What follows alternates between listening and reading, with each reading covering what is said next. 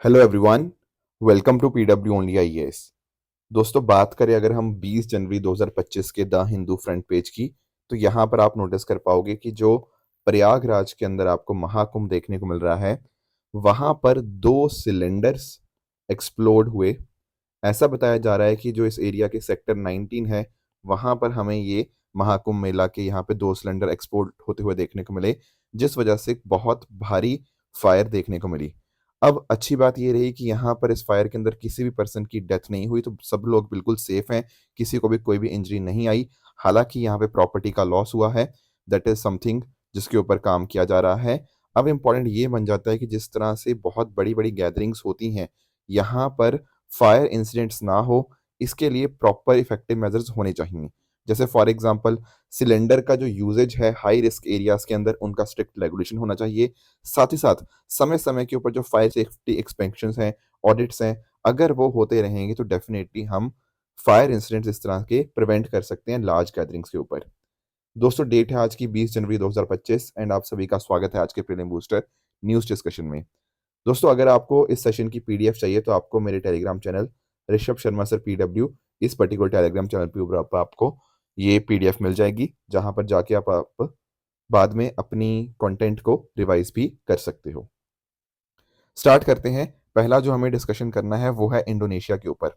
दोस्तों, आप सभी जानते होंगे कि आज से 6 दिन बाद हम सेलिब्रेट करेंगे अपना 26 जनवरी, that is our republic day, right. अब इस रिपब्लिक डे के ऊपर जो चीफ गेस्ट होंगे वो होंगे इंडोनेशिया के प्रेसिडेंट सुबांतियो जी, ठीक है। अब इंडोनेशियन प्रेसिडेंट की अगर मैं बात करूं तो डेफिनेटली हमारे और इंडोनेशिया के बीच में संबंध हमें काफ़ी अच्छे देखने को मिल जाएंगे।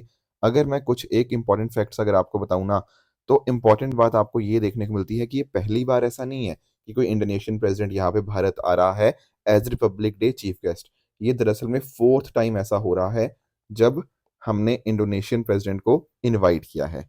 एंड साथ ही साथ अगर हम बात करें, this will be the largest foreign contingent, right, जो कि मार्च करेगा अलोंग विथ इंडियन मिलिट्री। तो डेफिनेटली सबसे बड़ा आज तक का फॉरेन कंटिजेंट हमें यहाँ पे देखने को मिल जाएगा। और अगर आप नोटिस करोगे भारत और इंडोनेशिया की, तो हमारे रिश्ते काफ़ी अच्छे हैं। हमारे बीच में कॉम्प्रिहेंसिव स्ट्रेटेजिक पार्टनर का जो दर्जा है वो यहाँ पर है, तो काफ़ी फ्रेंडली रिलेशन है। Plus at the same time अगर हम बात करें एक्ट ईस्ट पॉलिसी की, तो एक्ट ईस्ट पॉलिसी के अंदर भी इंडोनेशिया जो कंट्री है वो बहुत इंपॉर्टेंट यहाँ पे रोल प्ले करता है। एंड सिर्फ ये एक विजिट नहीं होगा, इसके साथ ही साथ ऐसा बताया जा रहा है कि बहुत सारी और डिस्कशंस भी होंगी। जैसे फॉर एग्जांपल, आप लोगों ने ब्रह्मोस के बारे में सुना है ना। तो ब्रह्मोस क्रूज मिसाइल डील यहाँ पे पॉसिबल हो सकती है दोनों देशों के बीच में। इसके साथ ही साथ अगर हम बात करें, जो ध्रुव हेलीकॉप्टर्स हैं, ठीक है, उसकी डील हो सकती है। एंड साथ ही साथ जो हमारा आकाश एयर डिफेंस सिस्टम है ना, इसके अंदर भी इंडोनेशिया ने काफी हद तक इंटरेस्ट दिखाया है। तो डेफिनेटली देखो, इंपॉर्टेंट है कि वो 26 जनवरी के ऊपर आ रहे हैं, but at the same time हमारे अदर रिलेशंस भी, जैसे हमारे डिप्लोमेटिक रिलेशंस के साथ साथ हमारे जो मिलिट्री रिलेशंस हैं, वो सब चीज़ें भी इंपॉर्टेंट बन जाती हैं। तो थोड़ा सा दोस्तों हमें इंडोनेशिया की लोकेशन के बारे में पता होना चाहिए।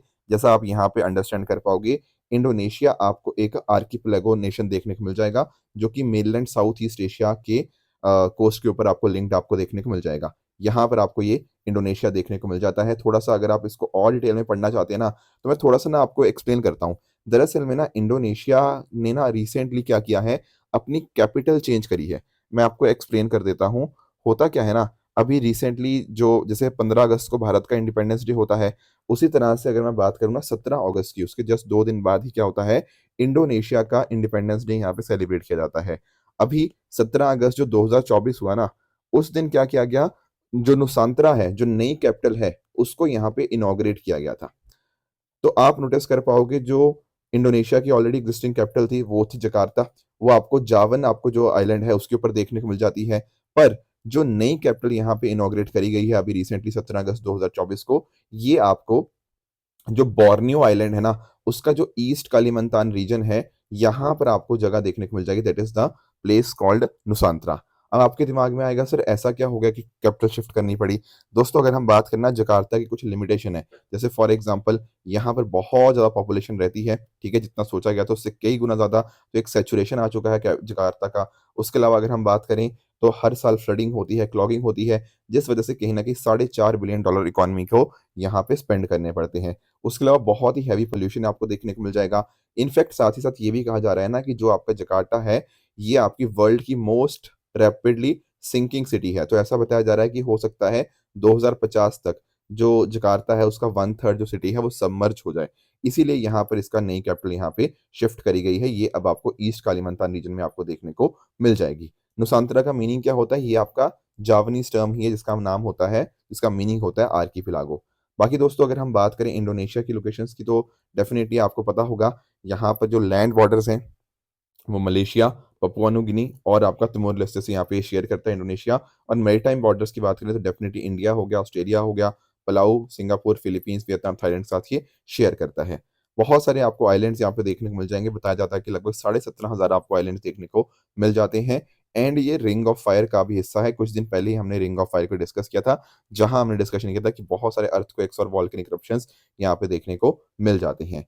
बाकी बात करें दोस्तों माउंट मेरापी, ये यूपीएससी ने ऑलरेडी क्वेश्चन भी पूछा हुआ है कि कौन सी कंट्री के साथ लिंक्ड है, तो यू मस्ट अंडरस्टैंड कि ये जो वोल्केनो है ये आपको इंडोनेशिया में देखने को मिल जाएगा। उसके अलावा माउंट क्राकातुआ और साथ-साथ माउंट जो तंबोरा है, ये आपको यहाँ पे इंडोनेशिया के अंदर देखने को मिल जाते हैं। बाकी यहाँ पे ट्रॉपिकल क्लाइमेट रहता है, ह्यूमिडिटी हाई है एंड मॉनसूनल रेनफॉल आपको यहाँ पे देखने को मिल जाएँगी। तो पूरा इंडोनेशिया के बारे में हमने अच्छे से डिस्कस कर लिया।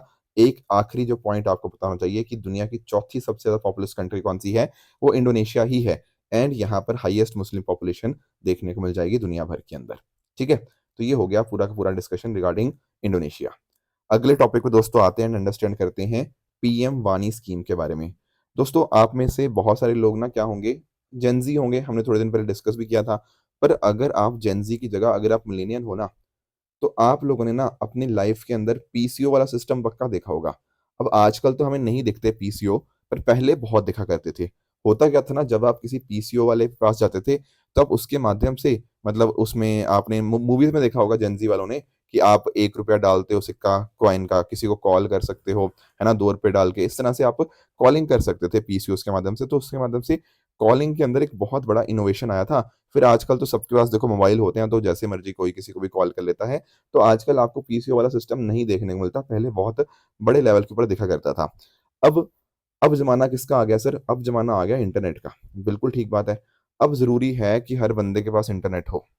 अगर मान लो किसी जगह पे नहीं भी अवेलेबल है, तो वहाँ पर किसी न किसी तरह से ना हम उनको इंटरनेट प्रोवाइड करें, क्योंकि बिना इंटरनेट के काम चलना अब मुश्किल है।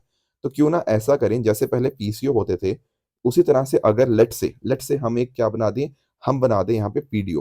पीडीओ क्या होगा? ये होगा public data aggregator. Public data office, sorry, public data office के माध्यम से क्या होगा, यहाँ पर लेट्स से ना आपको इंटरनेट चाहिए, तो आप ना अपने पास की किराने वाली दुकान हो गया या कोई और चाय वाली दुकान हो गया, ठीक है ना? जैसे ठेले वाले होते हैं या और कोई हो गया, उसके पास आप जाओगे, वो होंगे एज़ अ पीडीओ काम कर रहे होंगे। वो आपको बोलेंगे कि ठीक है, आपको इंटरनेट चाहिए, हमारे यहाँ वाई-फाई लगा हुआ है, आप ₹20 दे दो और आप व्हाटएवर जितने भी एमबीज़ या जो भी आपका होगा, उतना डेटा पैक आप यहाँ पे इस्तेमाल कर लीजिए। तो यानी कि ना एक तरह का वाई-फाई सिस्टम हम दुनिया भर में, मतलब दुनिया नहीं, देश भर में हम बनाने की कोशिश कर रहे हैं, ताकि किसी को भी इंटरनेट चाहिए होगा तो बहुत आराम से वो इस चीज़ को इस्तेमाल कर पाएगा। ख़ासकर ये रूरल एरियाज़ के अंदर बहुत ज़्यादा हेल्प करेगा। उससे कहीं न कहीं ना कंट्री भर में हमारे पब्लिक वाई-फाई हॉटस्पॉट्स और बढ़ जाएँगे। इससे क्या होगा? इससे जो लोकल बिज़नेसेस हैं, उनको यहाँ पे मदद मिलेगी, ठीक है ना? एंड इनफैक्ट ना, ये जो लोग होंगे, जो किराने वाली दुकान वाले लोग हैं, इनको यहाँ पे थोड़ी इनकम बच जाएगी। मैं आपको एक्सप्लेन करता हूँ। ये पीडीओज़ क्या होंगे? हाउसवाइफ्स हो सकती हैं, चाय बेचने वाले हो सकते हैं, फोटोकॉपी शॉप ओनर्स हो सकते हैं, रोड साइड फूड स्टॉल वाले हो सकते हैं, किराने वाले हो सकते हैं। तो ये बहुत ही सस्ता आपको डेटा बेचेंगे, ₹5 से लेके ₹100 के बीच तक का। तो आप उसका इस्तेमाल कर सकते हो अपने बिज़नेस पर्पज़ के लिए।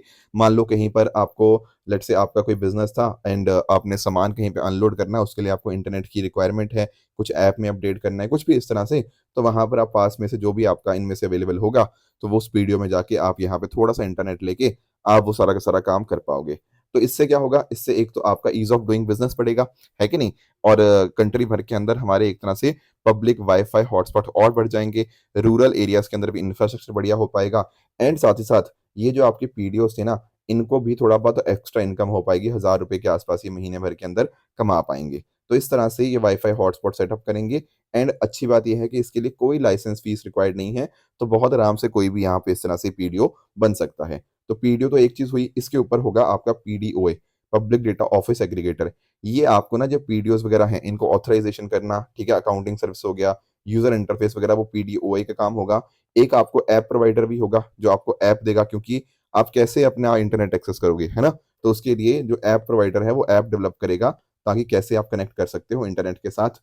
एंड साथ साथ अगर हम बात करें तो ये पूरा जो सेंट्रल रजिस्ट्री है ये मैनेज होता है by C DOT, Centre for Development of Telematics. And यही पूरा रिकॉर्ड मेंटेन करेगा ऐप प्रोवाइडर का भी, पीडीओस का भी और पीडीओए का भी, ठीक है। तो ये है आपका पीएम वानी, इसके माध्यम से आप यहाँ पे ये चीज कर सकते हो। अब यहाँ पर पता क्या कहा जा रहा है, यहाँ पर ये कहा जा रहा है ट्राई के द्वारा, ट्राई ने रिकमेंड किया है, telecom regulatory authority of India ने, कि इंटरनेट टैरिफ्स को हम कैप कर दें। क्योंकि आप नोटिस कर पाओगे ये जो लोग हैं, जो मैंने बताया ना, जो हाउस वाइफ्स हैं, जो किराने की दुकान वाले हैं, चाय बेचने वाले हैं, अगर वाईफाई सर्विस प्रोवाइडर्स को जो आसानी से इंटरनेट मिल पाएगा, तभी वो आगे जाके आराम से आसानी से इंटरनेट दे पाएंगे ना। तो यहाँ पर ट्राई ने ये बोला है कि जो पीएम वानी स्कीम के अंतर्गत जो इंटरनेट टैरिफ्स हैं उनको हम कैप कर सकते हैं, मतलब मैक्सिमम जो प्राइस होगा ना उसका, it should be twice the retail broadband rate. तो कहने का सिंपल अर्थ ये है कि वो चाहते हैं कि इंटरनेट सस्ते में मिले, ठीक है। ये पॉइंट है ट्राई का। तो इससे क्या होगा, इससे फायदा ये होगा कि कनेक्टिविटी बेहतर हो पाएगी। इसके अलावा अगर हम बात करें, जो ज़्यादा लोग थोड़ा इंस्पायर होंगे कि चलो हम भी पीडीओ बन जाते हैं, पब्लिक पार्टिसिपेशन बढ़ेगा, हाउस वाइफ्स, टी सेलर्स, छोटे बिजनेस थोड़े से अट्रैक्ट होंगे, चलो अफोर्डेबल है तो डेफिनेटली हम भी पीडीओज यहाँ पे बन जाते हैं, रूरल कनेक्टिविटी बढ़ेगी, एंड डेफिनेटली इससे सोशल एंड इकोनॉमिक इम्पैक्ट हमें देखने को मिलेगा। तो ये है हमारी पीएम वानी scheme, and I am sure आपको समझ आ गया होगा कैसे ये बेनिफिट करने जा रहे हैं। दोस्तों अगला जो हमें टॉपिक डिस्कस करना है, ये वीकेंड पे ऊपर आया था, that is QS world future skills index 2025। थोड़ा सा इसको अंडरस्टैंड करने की कोशिश करते हैं कि आखिर इसका अर्थ क्या है। दोस्तों एक ना कंपनी है क्यूएस के नाम से, जिसको हम क्वेकरेली सिमोंस के नाम से भी जानते हैं। अब ये कंपनी क्या करती है, ये अलग अलग डेटा को एनालिसिस करती है, एंड खासकर अगर डेटा हायर एजुकेशन के साथ लिंक्ड है उसके रिगार्डिंग ये काम करती है। तो लंदन के अंदर इसके आपको हेडक्वार्टर्स देखने को मिल जाएंगे। तो एक जो इंपॉर्टेंट ये डेटा एनालिसिस करती है ना, वो आपका करती है with regards to world future skills. अब अंडरस्टैंड करने की कोशिश करना, यहाँ पर ना वर्ल्ड फ्यूचर स्किल्स इंडेक्स के अंदर टोटल इन्होंने 4 पैरामीटर लिए हैं। एक पैरामीटर है आपका स्किल्स फिट, एक है आपका एकेडमिक रेडीनेस, एक है आपका फ्यूचर ऑफ वर्क, एक है आपका इकोनॉमिक ट्रांसफॉर्मेशन। उस हिसाब से कहीं ना कहीं कोशिश क्या देखी जाती है कि क्या हम हायर एजुकेशन को स्किल इकोनॉमी के अंदर क्रिएट कर पा रहे हैं या नहीं कर पा रहे हैं, ठीक है। तो ये टोटल 4 पैरामीटर होते हैं। अब इन्होंने ना इंडिया के लिए भी ये काम किया, एंड अगर आप नोटिस कर पाओगे इंडिया का दुनिया भर में रैंक आया 25th। यानी कि हम खराब भी नहीं कर रहे, हम बहुत अच्छा भी नहीं कर रहे, बट कुछ कामों में बहुत बढ़िया कर रहे हैं। मैं आपको एक्सप्लेन करता हूँ। जैसे इन्होंने ना एक एक चीज बोली है, वो बोली है फ्यूचर ऑफ वर्क। अब फ्यूचर ऑफ वर्क के अंदर ना इंडिया का दुनिया भर में इस मतलब एक इंडेक्स ऐसा है, मतलब एक इनका जो 4 इंडिकेटर्स है ना, उनमें इन चारों में से एक इंडिकेटर है आपका फ्यूचर ऑफ वर्क। ये फ्यूचर ऑफ वर्क के अंदर भारत का दुनिया भर में रैंक आया दूसरा। टॉप पे है यूएसए, यूएसए के बाद आता है इंडिया। आप पूछोगे सर इसका मतलब क्या है ये फ्यूचर ऑफ वर्क का। दोस्तों फ्यूचर ऑफ वर्क का अर्थ ये है कि आने वाले समय के अंदर जिस तरह की टेक्नोलॉजीज देखने को मिलेंगी, जैसे फॉर एग्जांपल आपका आर्टिफिशियल इंटेलिजेंस हो गया, आपका ग्रीन एनर्जी के रिगार्डिंग जो स्किल्स हो गया, आपके डिजिटल स्किल्स हो गया, ये सब है फ्यूचर ऑफ द वर्क। कहीं ना कहीं ऐसे क्या वो कंट्री, क्या वो देश रेडी है, किस चीज के लिए रेडी है, कल को आने वाले समय के अंदर जिस तरह की नौकरियां होंगी उस तरह के स्किल्स के लिए क्या वो रेडी है या नहीं है। और भारत को इसने सेकंड नंबर पे रेडी कहा है after United states of America. And ये बात इतनी इंपॉर्टेंट रही कि प्रधानमंत्री जी ने भी इसके ऊपर ट्वीट किया, मतलब जो ट्विटर एक्स जिसका नाम अब हो चुका है ना, उन्होंने कहा कि हम पिछले 10 साल से बहुत ज्यादा काम कर रहे हैं कि आने वाले चीजें जैसे आपका एआई हो गया, इस तरह की चीजें हो गया, ठीक है, ग्रीन कॉम्पिटेंस हो गया, हम इसके लिए काम कर रहे हैं। एंड डेफिनेटली हमारा दूसरा पायदान यहाँ पे आना इन फ्यूचर ऑफ वर्क, ये कहीं ना कहीं दिखाता है कि हमारी काम काफी अच्छे से चल रहा है। अब ये बात तो हुई, तो इस तरह से कंट्री की रेडनेस को यहाँ पे देखते हैं। पर आपके दिमाग में आएगा यार सर ये डेटा कहाँ पे आता है। सर ये डेटा जो आता है ना, ये दरअसल में आता है आपका डिमांड साइड असेसमेंट से। डिमांड साइड असेसमेंट मतलब देखो, जैसे आप लोगों ने Naukri.com या इस तरह से और भी बहुत सारे इस तरह से जॉब पोर्टल्स होते हैं ना, वहां पर जॉब पोस्टिंग्स होती हैं, ठीक है, जॉब को पोस्ट किया जाता है कि किस तरह की जॉब रिक्वायरमेंट्स आ रही हैं, ठीक है। तो इन्होंने इस तरह से अलग अलग लगभग 280 मिलियन जॉब पोस्टिंग्स को यहाँ पे देखा। उसके हिसाब से इन्होंने यहाँ पे अपना जो डेटा है वो यहाँ पे कंपाइल करके हमें ये चीज बताई, ठीक है। तो बाकी और चीजों में भी देख सकते हो, स्किल फिट हो गया, एकेडमिक रेडनेस हो गया, इकोनॉमिक ट्रांसफॉर्मेशन, हमने ठीक काम किया है। बट खासकर अगर हम बात करें ना, ये जो आपकी बात थी फ्यूचर ऑफ वर्क, इसमें हमने बहुत बढ़िया काम किया है। बाकियों में हमें डेफ़िनिटली और अच्छा काम करने की ज़रूरत है। तो बाकी जैसे मैंने आपको बताया, इंडिया का रैंक आया 25th आया है। USA, UK, Germany, Australia, Canada, इन्होंने काफ़ी अच्छा स्कोर किया है एंड इनको बोला गया है फ्यूचर स्किल्स पायनियर, ठीक है? भारत अभी के लिए फ्यूचर स्किल्स पायनियर नहीं है क्योंकि हमने स्टार्ट नहीं करा, बट डेफ़िनिटली हम मूव ज़रूर कर रहे हैं, हम उस डायरेक्शन में काम ज़रूर डेफ़िनिटली हम यहाँ पे करते हुए देखने को मिल जाएँगे। अब इन्होंने ना जो आपका क्यूएस वर्ल्ड फ्यूचर स्किल्स है, इन्होंने भारत की हायर एजुकेशन को भी बेहतर करने के ऊपर यहाँ पे बोला है। अभी बोला है कि हायर एजुकेशन के अंदर अभी भी बहुत सारे चैलेंजेस देखने को मिलते हैं। हमें कहीं न कहीं जिस तरह की एम्प्लॉयर की इवॉल्विंग नीड्स है ना, हमें उसके रिगार्डिंग अपने आप को इवॉल्व करना पड़ेगा, अपने हायर एजुकेशन सिस्टम को, क्योंकि अगर ये इवॉल्व ना हो तो दिक्कतें हैं। तो इसी वजह से हमारी जो थोड़ा रैंकिंग कम आई है ना, उसमें एक मुख्य कारण आपका हायर एजुकेशन के रिगार्डिंग जो चैलेंजेस देखने को मिलते हैं, वो हमें मेजर कंसर्न हमें देखने को मिलेगा। बाकी जैसे मैंने बताया, जॉब ऑफ द फ्यूचर मैंने आपको एक्सप्लेन कर दिया। स्किल फिट की बात करें तो यहाँ पर भारत का स्कोर था 59 आउट ऑफ 100 एंड ये बाकी अगर आप नोटिस कर पाओगे, टॉप 30 कंट्रीज़ में सबसे हमारा खराब परफॉर्मेंस था स्किल फिट वाली कैटेगरी के अंदर। ये क्यों हुआ? क्योंकि हायर एजुकेशन सिस्टम में अभी भी चेंजेस करने की काफ़ी ज़्यादा ज़रूरत है। बाकी इकोनॉमिक ट्रांसफॉर्मेशन के अंदर इंडिया का स्कोर 58.3 था, ठीक है? यहाँ पर ग्रोथ कैसी है, वर्कफोर्स एफिशिएंसी कैसी है, ये सब चीज़ें यहाँ पे रोल प्ले करती हैं। तो कुछ ना कुछ देखो, कुछ गैप्स हैं डेफ़िनिटली इन्वेस्टमेंट के अंदर, इनोवेशन कैपेसिटी के अंदर। अगर ये चीज़ें ठीक नहीं हुई तो लॉन्ग टर्म ग्रोथ थोड़ी-सी हमारी कम हो सकती है। इसके ऊपर अगर हम काम करेंगे तो आने वाले समय में हम बेहतर बन सकते हैं। तो ये थी QS world future skills index 2025। यहाँ पर आप नोटिस कर पाओगे टॉप पे यूके हो गया, फिर यूएसए हो गया, फिर कनाडा, जर्मनी, नीदरलैंड्स, इस तरह से आपको ये कंट्रीज़ टॉप के ऊपर देखने को मिलेंगी इन skill fit category. Academic readiness में अंदर अलग है, यूएस आपका फ्यूचर ऑफ वर्क के अंदर बहुत बढ़िया कर रहा है, यहाँ पर इंडिया सेकंड नंबर पे है, फिर आपको यहाँ पे इकोनॉमिक ट्रांसफॉर्मेशन का भी स्कोर देखने को मिल जाएगा। तो ये 4 parameters QS world future skill index के देखने को मिल जाएँगे। अगला दोस्तों हमारा जो टॉपिक है दैट इज़ संचार सारथी मोबाइल ऐप। थोड़ा-सा इसको अंडरस्टैंड करने की कोशिश करते हैं कि व्हाट इज़ दिस? देखो, हमारा जो डीओटी है ना, डिपार्टमेंट ऑफ टेलीकम्युनिकेशन, उसने संचार साथी मोबाइल ऐप को यहाँ पे अनवील किया है। अब इसके माध्यम से क्या होगा? दोस्तों, इसके माध्यम से ना आप अंडरस्टैंड करने की कोशिश करोगे, टोटल 4 फीचर्स आपको यहाँ पे समझने हैं। पहला फीचर है यहाँ पे चक्षु का। चक्षु के माध्यम से क्या होगा? लेट्स से आपको कोई ऐसा कॉल आया जो कहीं न कहीं कुछ गड़बड़ कॉल है।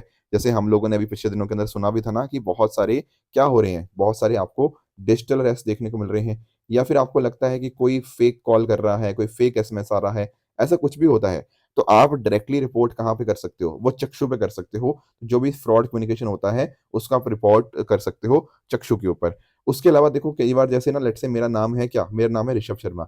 अब ऐसा हो सकता है कि मेरे नाम और मेरे आधार कार्ड के ऊपर मेरा खुद का नंबर तो चल ही रहा है, हो सकता है किसी और ने भी मेरा नाम और मेरा आधार नंबर के ऊपर कोई और नंबर चल रहा हो, है ना? तो हम आइडेंटिफ़ाई कर सकते हैं कि मेरे नाम के ऊपर टोटल कितने मोबाइल कनेक्शन इश्यू हुए हैं, ताकि ऐसा ना हो कि कोई बंदा मेरे नाम और मेरे आधार कार्ड का मिसयूज़ करके अपना एक अलग से सिम कार्ड लेके बैठा हुआ हो। तो अगर ऐसा कुछ होता है तो आप यहाँ पर know mobile connection in your name, इसको फीचर को इस्तेमाल करके संचार साथी मोबाइल ऐप के माध्यम से आप बाकी चीज़ें ब्लॉक करवा सकते हो, अगर आपने कोई ऐसा सिम कार्ड नहीं लिया और वो आपको दिखा रहा है कि आपके नाम पे वो चल रहा है। तीसरा है, लेट्स से आपका मोबाइल हैंडसेट कुछ चोरी हो जाता है, राइट, या गुम जाता है, तो उस केस में आप क्या कर सकते हो, फटाफट अपने मोबाइल डिवाइस को ब्लॉक कर सकते हो, ट्रेस करवा सकते हो, रिकवर करा सकते हो। तो ये भी आपको संचार साथी मोबाइल ऐप में देखने को मिल जाएगा। एंड आखिरी अगर मैं बात करूँ, तो मोबाइल हैंडसेट आपका जेन्युइन है या नहीं है, ठीक है ना? तो उसको वेरीफाई करने के लिए भी संचार साथी मोबाइल ऐप को यहाँ पे मदद करेगी, ठीक है? तो एक यूज़र फ्रेंडली प्लेटफ़ॉर्म आपको देखने को मिल जाएगा। Department of telecommunication under ministry of communication द्वारा यहाँ पे बनाया गया है एंड यहाँ पर ये एंड्रॉयड, आईओएस दोनों के अंदर आपको उपलब्ध देखने को मिल जाता है। ठीक है?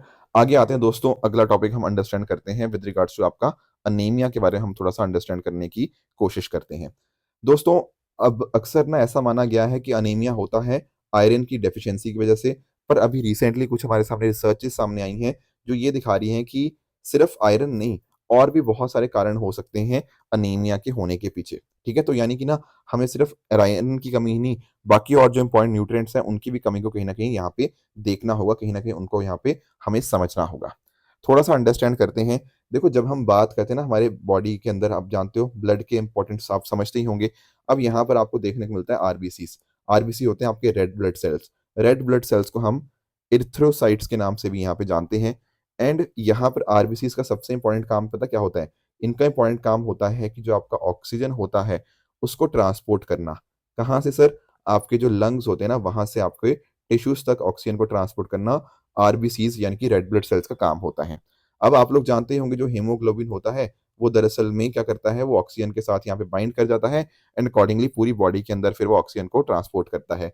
इसके अलावा जो आपका कार्बन डाइऑक्साइड है, उसका रिमूवल के अंदर भी इम्पोर्टेंट रोल रहता है आपके आरबीसीज़ का, ठीक है? पर अगर कोई ऐसी कंडीशन हो जाए, जहाँ पर आरबीसीज़ का नंबर कम हो जाए, यानी कि रेड ब्लड सेल्स या हीमोग्लोबिन का लेवल अगर कम हो जाए, बिलो नॉर्मल हो जाए, तो वहाँ पर क्या होगा? सर ये जो सारे इंपॉर्टेंट फंक्शंस थे, ये नहीं हो पाएँगे और क्या, है ना? जिससे क्या होगा? आपके बॉडी के टिश्यूज़ को प्रॉपर ऑक्सीजन सप्लाई नहीं मिल पाएगी। अब ऑक्सीजन नहीं जा रहा तो डेफ़िनेटली देखो आपको थकावट होगी, हो सकता है वहाँ पर आपको दर्द भी हो उस बॉडी पार्ट के अंदर, कमज़ोरी हो सकती है, ब्रेथ की शॉर्टनेस हो सकती है। तो ये सब कुछ ना कुछ इश्यूज़ एनीमिया के साथ आपको लिंक देखने को मिल जाएँगे। अब यहाँ पर आप अंडरस्टैंड करने की कोशिश करिएगा कि एनीमिया के भी अलग-अलग प्रकार होते हैं। जैसे फॉर एग्ज़ाम्पल एक है आपका आयरन की कमी से जो होता है, ठीक है? अगर सही मात्रा में आयरन लेवल नहीं है, उससे क्या होगा? उससे हीमोग्लोबिन सही ढंग से नहीं बनेगा एंड उससे एनीमिया हो जाएगा, ठीक है? जैसे पुअर डाइट है या ब्लड लॉस है और इश्यूज़ की वजह से। इसके अलावा हो सकता है कि जैसे विटामिन बी12 की एक कमी हो, ठीक है? उसकी वजह से हो सकता है कि आरबीसी का प्रोडक्शन अच्छा ना हो एंड एनीमिया हो जाए। फिर इससे अलावा अगर हम बात करें एप्लास्टिक एनीमिया भी एक चीज़ होती है जहाँ पर बोन मैरो जो है ना, वो इनफ आरबीसीज़ नहीं प्रोड्यूस कर सकती। एक होता है आपका एनीमिया, सिकल सेल एनीमिया इसको बोलते हैं। देखो नॉर्मली जो आरबीसीज़ होते हैं ना, वो आपके सर्कुलर या डिस्क शेप के आपको देखने को मिल जाएँगे। पर अगर मान लो एक जेनेटिक कंडीशन की वजह से क्या होता है, आपके जो आरबीसीज़ है ना, वो इस तरह से सिकल शेप के अगर होने लग जाएँ, तो क्या होता है, तो ब्लॉकेजेस हो जाती हैं क्योंकि आपके वो मूव नहीं कर पाते उतनी आसानी से जितनी आसानी से आपके डिस्क शेप्ड होते हैं, तो ब्लॉकेज हो जाती है, उससे ऑक्सीजन का फ्लो कम हो जाता है। इसके अलावा अगर हम बात करें, हेमोलिटिक एनीमिया देखने को मिल जाएगा, जहाँ पर आपके आरबीसीज़ समय से पहले डिस्ट्रॉय हो जाते हैं। उसके अलावा थैलेसीमिया, ये नॉर्मली बच्चों के केस में ज़्यादातर देखने को मिलता है, जहाँ पर एब्नॉर्मल हीमोग्लोबिन प्रोडक्शन होता है। इसके अलावा कुछ क्रोनिक डिज़ीज़ हो सकती हैं, जैसे कैंसर हो गया, किडनी डिज़ीज़ हो गया, उसके साथ लिंक्ड कई बार एनीमिया हो सकता है। तो हमें ये अलग-अलग प्रकार के एनीमिया देखने को मिल जाएँगे। अब देखो आज के समय की जो एनीमिया के केसेज़ बढ़ रहे हैं ना, उसके पीछे कई कारण हो सकते हैं। जैसे फॉर एग्ज़ाम्पल विटामिन बी12 की कमी होना या फिर आपके एरिथ्रोपोइटिक जो आपके जो न्यूट्रिएंट्स हैं, उनकी कमी होना। जैसे फॉर एग्ज़ाम्पल ये वो न्यूट्रिएंट होते हैं जिससे आरबीसीज़ बनते हैं, ठीक है? इसके अलावा एयर पॉल्यूशन होना, वो भी एक चीज़ हो सकती है। हाइजीनिक एनवायरनमेंट ना होना, that could also be important. बाकी अगर डाइटरी पैटर्न अच्छा नहीं है, उसकी वजह से भी एनीमिया हो सकता है।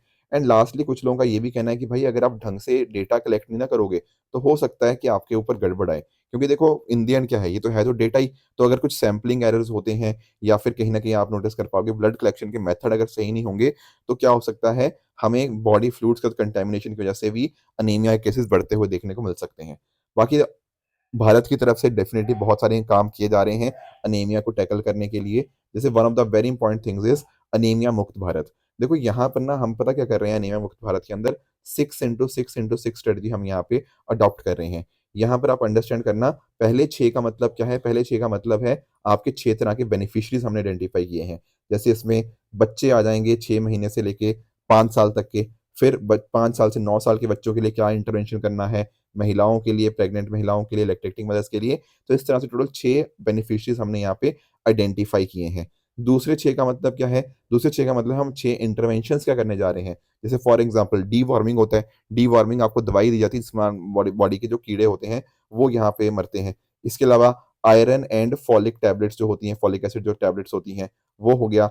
आपकी डेटा लोगों को जानकारी दी जा पाए कि किस तरह से डिजिटल मेथड्स के थ्रू आप उनको जानकारी प्रोवाइड करोगे, उनको अलग-अलग चीज़ें प्रोवाइड करोगे, उनकी हेल्थ अच्छा रखने की कोशिश करोगे, ठीक है ना? साल भर में अच्छी चीज़ें मेंटेन हो, ऑल द राउंड ईयर अच्छा बिहेवियर चेंज हो, उसके लिए क्या करोगे? उसके लिए यहाँ पे आप कम्युनिकेशन चैलेंज आपका कम्युनिकेशन के कैम्पेन्स यहाँ पे रन करोगे। तो इस तरह से 6 इंटरवेंशंस आपको देखने को मिल जाती हैं एंड हमने इसके लिए प्रॉपर मैकेनिज़्म भी बनाए हैं, जैसे अलग-अलग मिनिस्ट्रीज़ के बीच में कोऑर्डिनेशन होना चाहिए, सप्लाई चेन को बेहतर करना हो गया, मिनिस्ट्रीज़ कोऑर्डिनेशन हो गया, नेशनल एनीमिया मुक्त भारत मुक्त नेशनल एनीमिया मुक्त भारत यूनिट, इसको यहाँ पे सेटअप किया गया है। तो ये जो 6x6x6 स्ट्रेटजी है ना, ये क्या बात करती है 6 बेनिफिशियरीज़, 6 इंटरवेंशन और 6 इंस्टीट्यूशनल मैकेनिज़म्स के माध्यम से हम क्या करना चाहते हैं, हम एनीमिया को कम करना चाहते हैं। इसके अलावा हमारा नेशनल डीवॉर्मिंग डे ये साल में 2 बार हम मनाता जाता है, ताकि जो कीड़े होते हैं ना, उसके लिए यहाँ पे प्रॉपर दवाई दी जा पाए, जो पेट के कीड़े जो मारने वाली जो दवा होती है। इसके साथ-साथ अगर हम बात करें National Sickle Cell Anaemia Elimination Mission, हमारी कोशिश ये है कि 2047 तक जो सिकल सेल डिज़ीज़ है उसको हम एक तरह से पूरी तरह से खत्म कर दें।